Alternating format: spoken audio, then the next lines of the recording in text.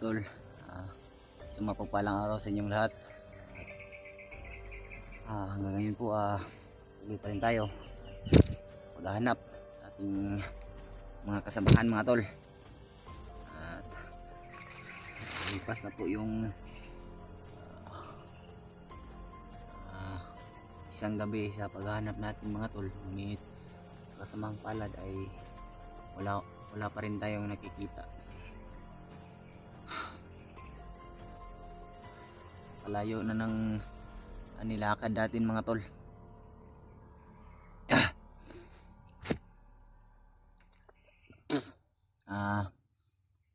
Gusto ko nga rin po palang magpasalamat sa nagbigay na tulong. Alam mo na po yun kung sino ka. Maraming salamat sa iyo. Taos puso po akong nagpapasalamat sa inyo mga tol, sa inyong suporta. Mamayang gabi na siguro ako bibili ng makakain. Iisin ko muna tong gutom natin mga tol. Baka sakali tayo baka may mahanap rin tayong kasamahan at sabay na lang rin kaming bibili ng pagkain. Pero kung wala man tol,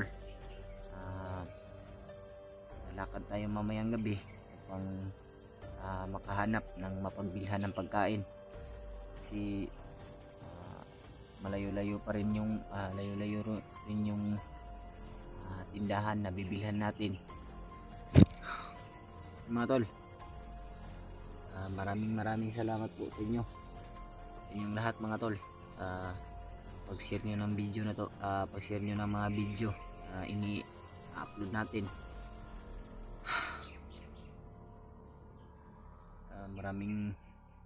Marami rin pala tayong nasagupa kagabi. Wala pa tayong maayos na tulog mga tol. So iisin lang natin yan mga tol, para ito sa kaibigan natin.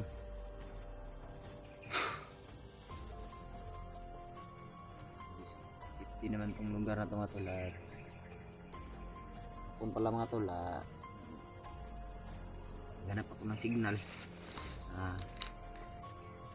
May signal naman, pero ano ka mas mga tol. Sinubukan natin kontakin sila Brad Buds. Nagre-ring naman pero hindi sinasagot. Baka siguro busy rin sila. Tsaka bigay na tayo ng location sa kanila mga tol, sa kanila Brad Dib sa Brad Julio. Nung huli ko palang nakita yung video nila ay magkasama na sila.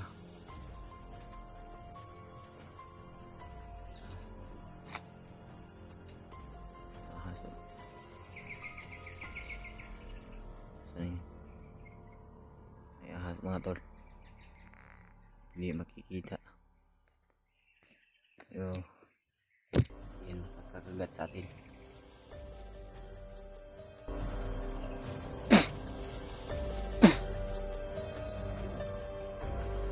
Mga tol, makto yung ahas.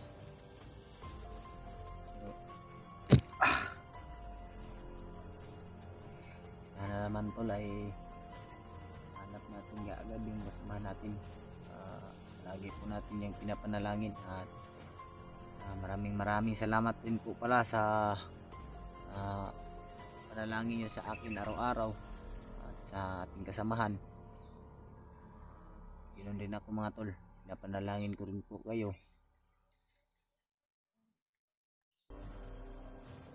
Mga tol,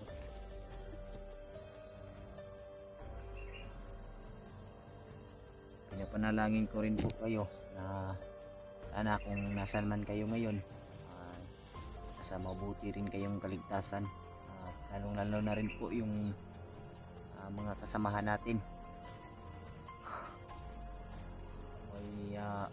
Magkikita na tayo Brad.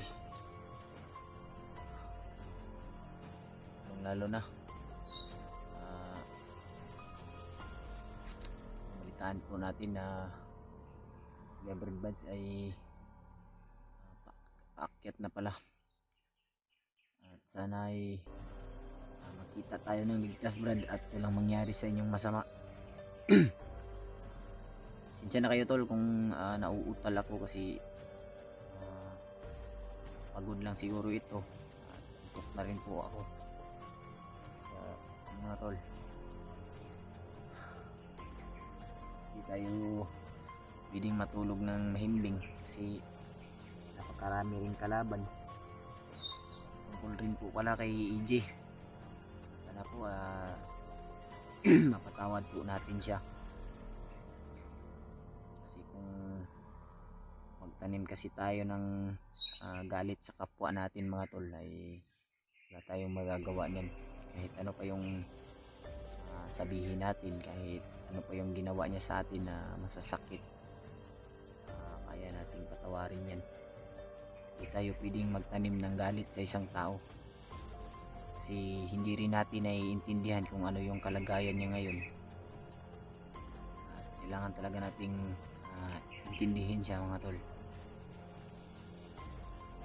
Ulitin ko po, ako na po yung humihingi ng pasensya sa ginawa at sinabi ni EJ sa inyo, mga tol.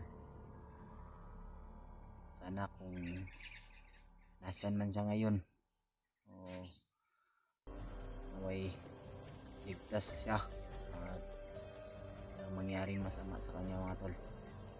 Lalong lalo na rin po si Benji. Yan yung sabi rin ni Fred sa akin, yung nagkontak kami, at saka yung mga supporters, Benji daw ay kayo na-hypnotize. Kaya yun, kailangan din pala natin siyang tulungan, mga tol. Pagdasal po natin sila, away ligtas po silang lahat. Pagpanalangin niyo po ako, mga tol, sa patuloy nating paghahanap ngayon sa iba nating kasamahan.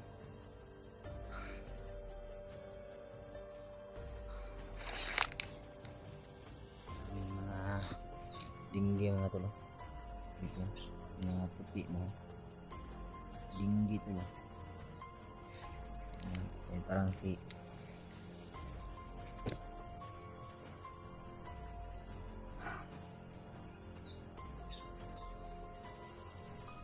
salamat po talaga, walang sawa yung suporta sa amin o sa iba naming kasamahan o kasamahan natin, mga tol. Walang ibang magtutulungan, hindi tayo lang. Gaya ng sinabi ko kanina, mga tol, huwag tayo magtanim ng galit sa ating kasamahan o kahit sino pa yan, kasi walang maidudulot na maganda yan. Mabuti pang pagtulungan na lang para ang ating bayan ay mabigyan ng katahimikan. May mga ingay rin akong naririnig, mga tol, so hindi gaano kalayo, ang malapit lang rin. So naman tayo dito naman tayo sa may damuhan. May mga damo naman dito na nakapalibot sa atin. Ay, makikita na.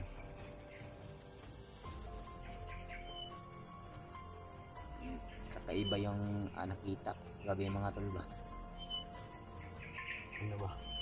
Ay, uwak ba? Biglang lumaki, mga tol.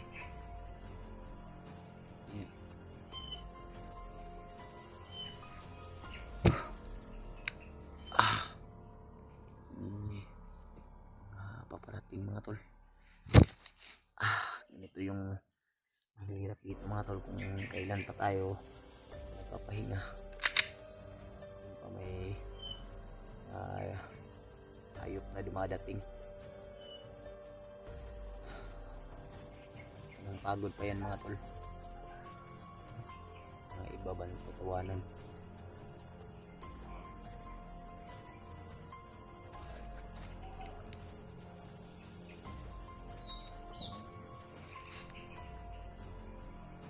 Tayo magpaputok na to dahil marami rin sila.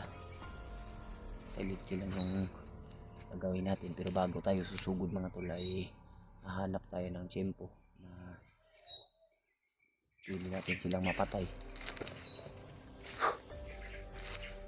Yung kailangan talagang gamitin dito sa bundok ay utak talaga, hindi wala kang utak o diskarte ay ito talaga ng mga kalaban.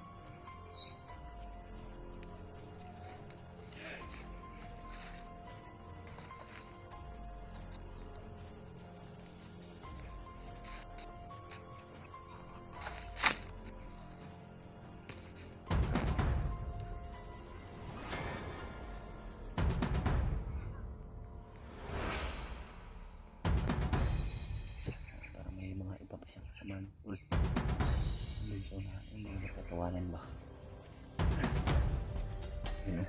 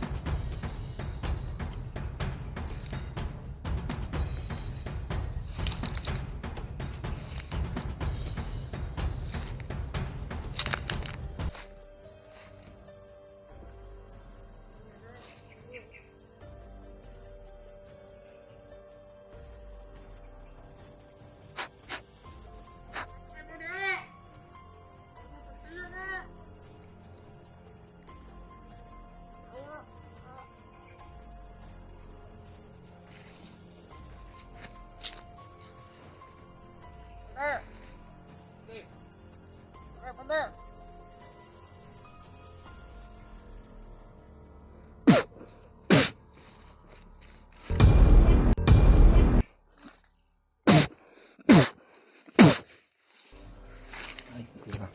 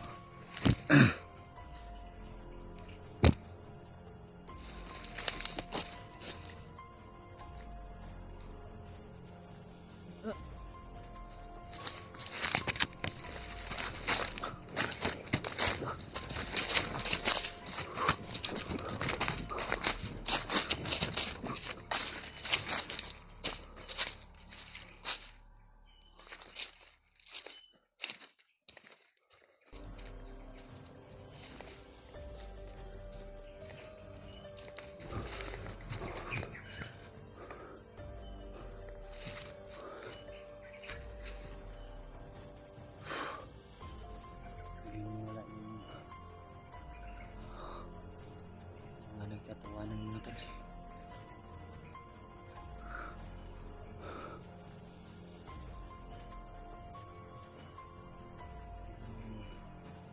Naging matahan.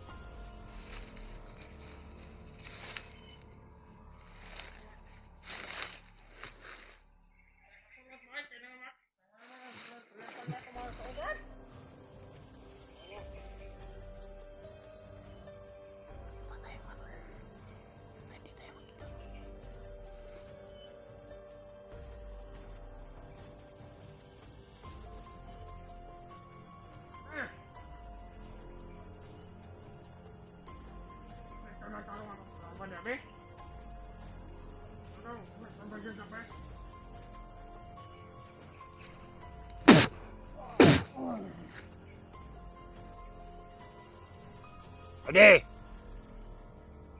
Bade! Ayun, Bade! Ayun, check na mga kaban niya.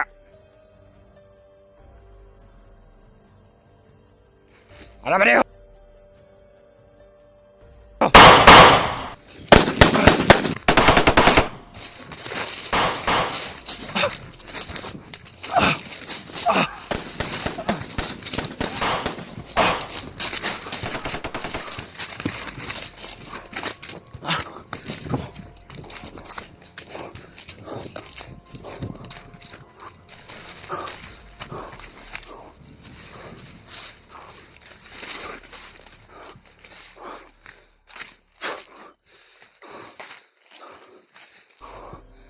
Ayun yung mga patay mo tol.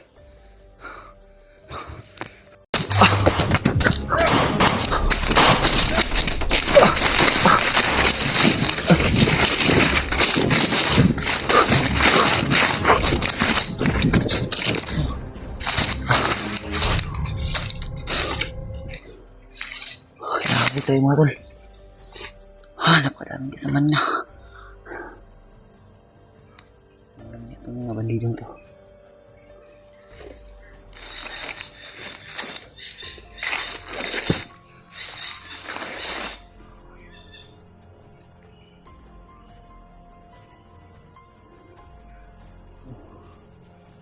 Napal ako.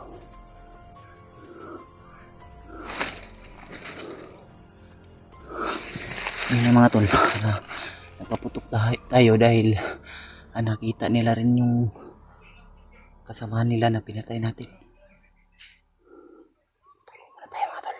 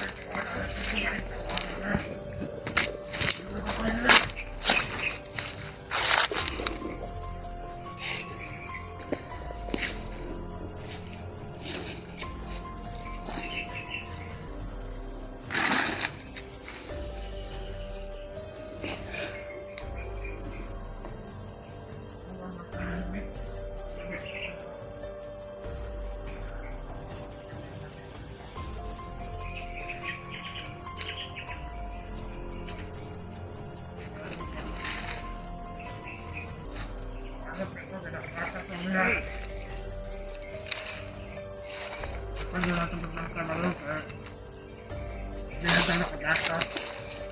Ako tayo mga tol. Hindi makikita yan, nakatagulilong tayo.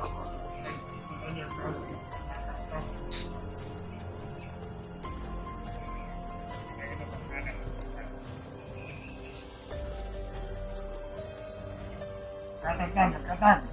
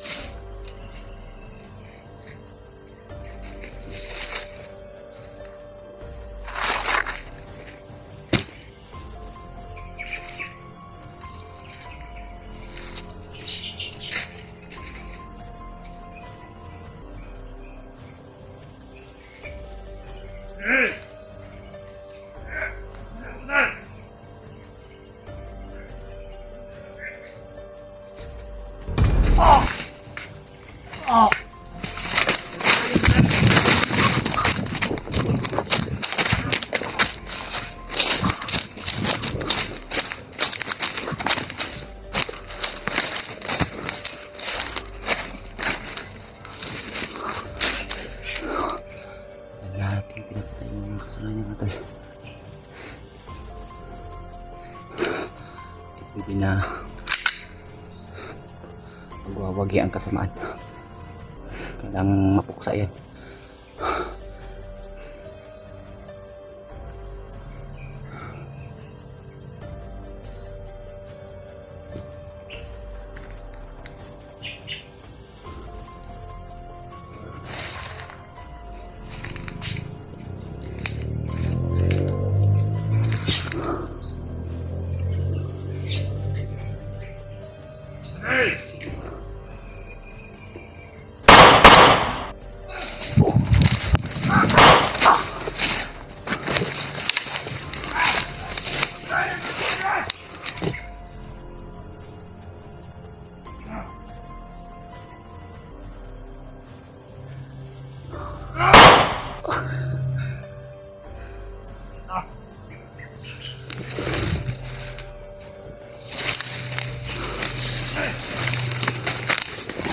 Bani! Tato ka. Hayop kayo.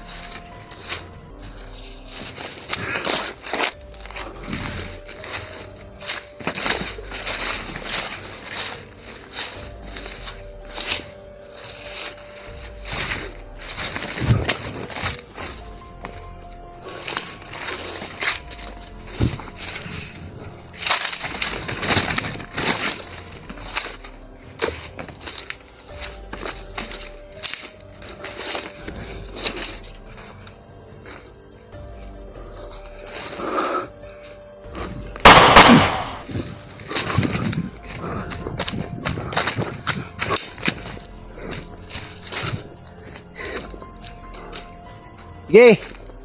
Ayop kayo. Ginago nyo yung kasamahan ko. Wala kayong mga hiya. Ikaw. Lantado.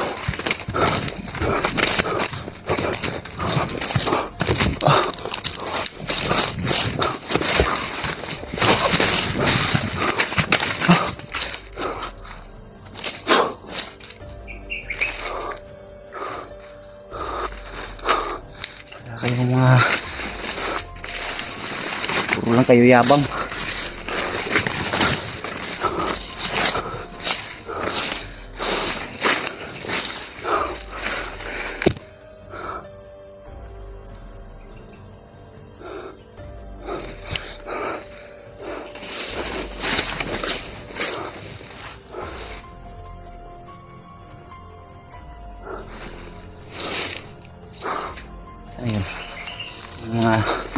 Nawala yung iba.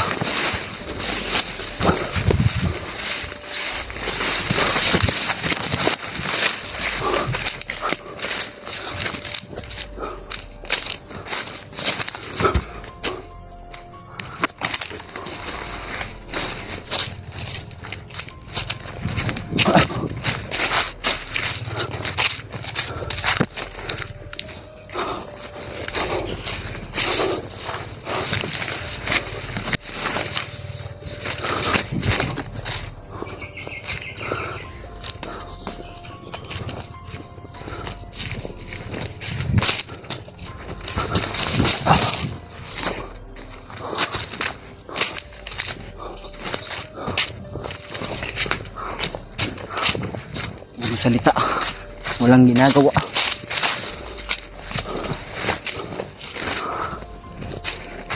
Kadami na mga tol.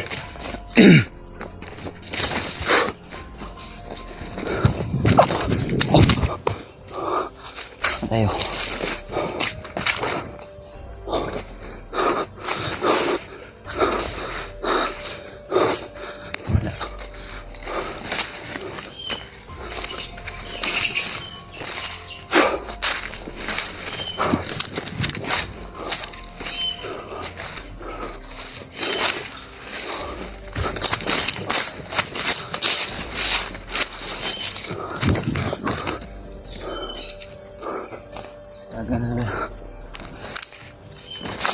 Kailangan talaga natin magpaputok mga tol.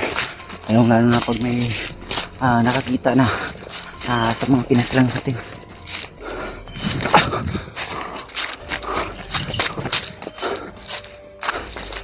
Kaliman na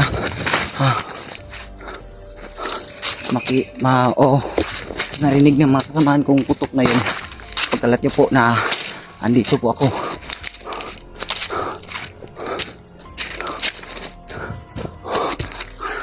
Tingnan muna tayo mga tol. Kalat niyo po mga tol na tayo yung nakipagbarilan sa mga bandido. Kung sakali man na makabi nila na may naririnig silang putukan.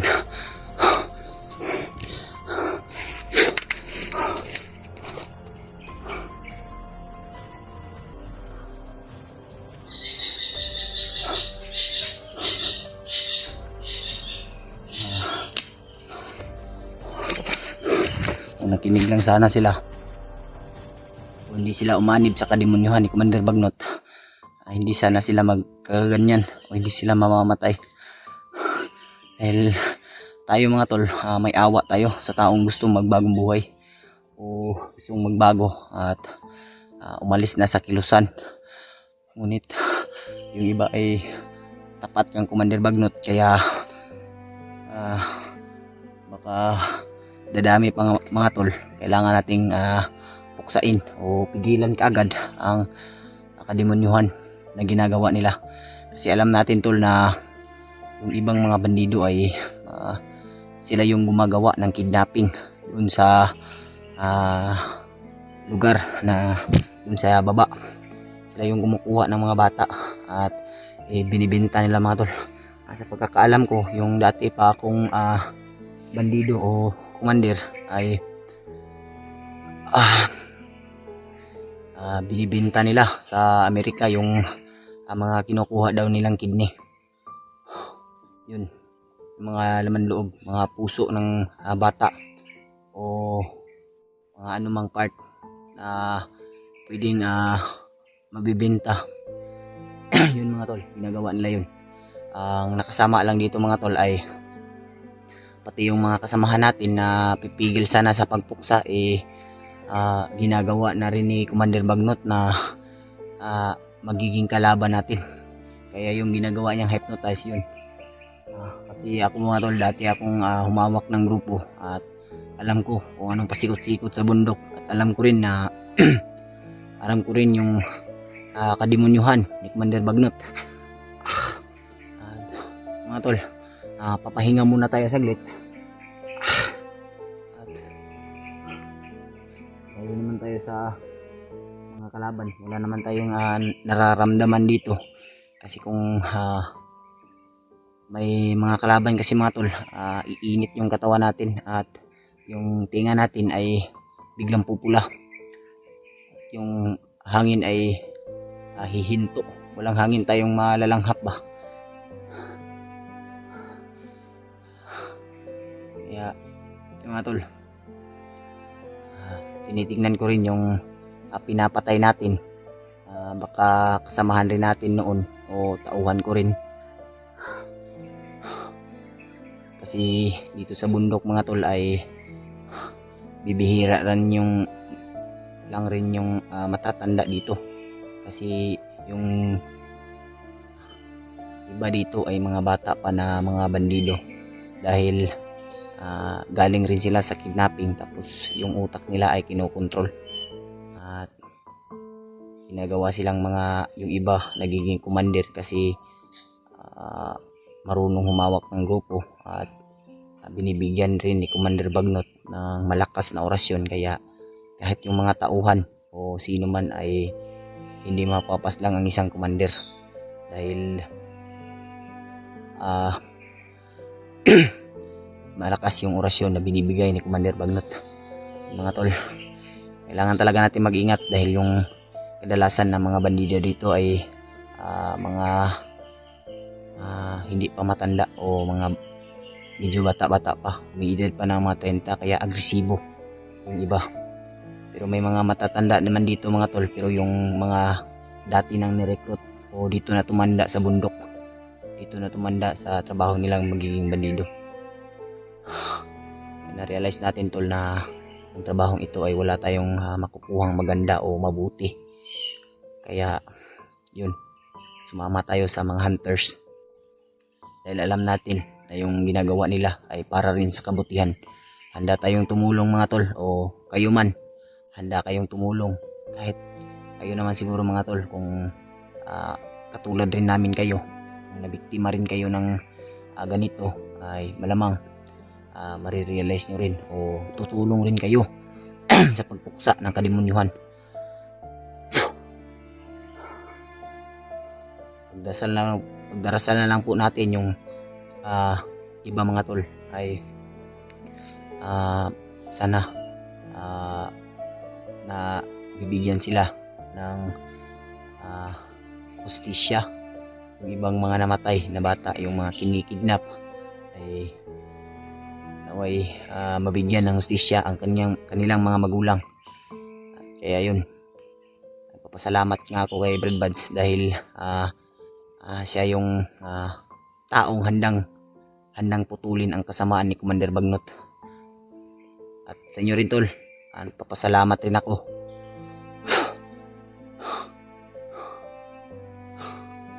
Tignan natin yung bawat pinapatay natin mga tol, baka rin dati kong tauhan.